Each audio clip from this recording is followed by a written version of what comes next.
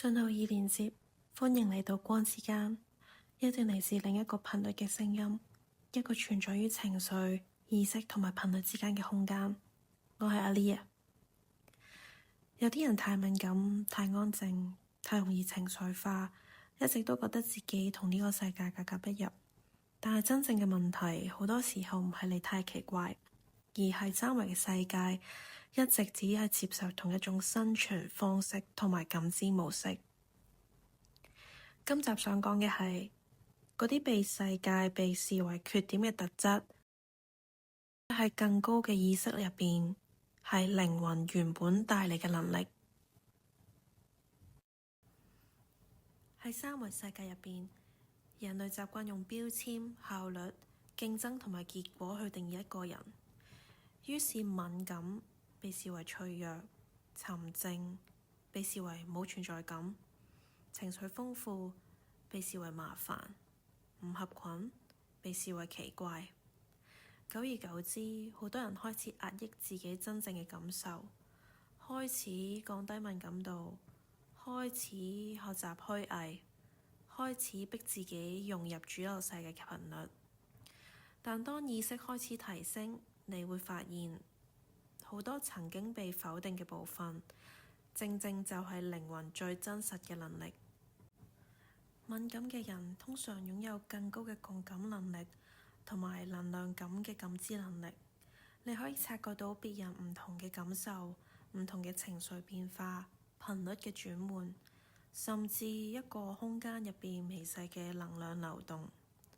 沉寂嘅人未必係冇聲音嘅，好多時候只係內在頻率比外面嘅世界更深。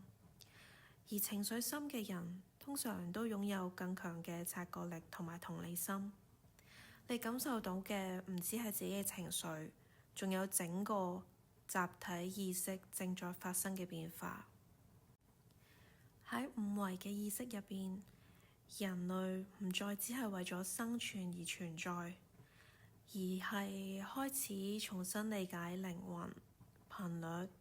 同埋真正嘅自己。所以嗰啲一直無法融入群體嘅人，好多時候唔係因為未夠好，而係你嘅靈魂頻率本來就同舊世界唔同。有啲靈魂唔係為咗適應舊秩序而嚟㗎，而係為咗帶嚟新嘅感知、新嘅意識、新嘅存在方式。所以如果你一直因為自己同人哋唔同而去懷疑自己，或者你真正需要做嘅唔係努力去改變自己，而係開始理解你嘅敏感、你嘅情緒、你嘅直覺同格格不入，從來都唔係缺點，係靈魂選擇帶嚟地球嘅一種新能力。因為好多被第三維世界視為異類嘅人，最後都成為咗新意識嘅引導者。呢度係光之間。如果今日嘅內容今晚俾你聽到，或者你嘅靈魂已經開始感受到頻率嘅改變，我哋下次再見。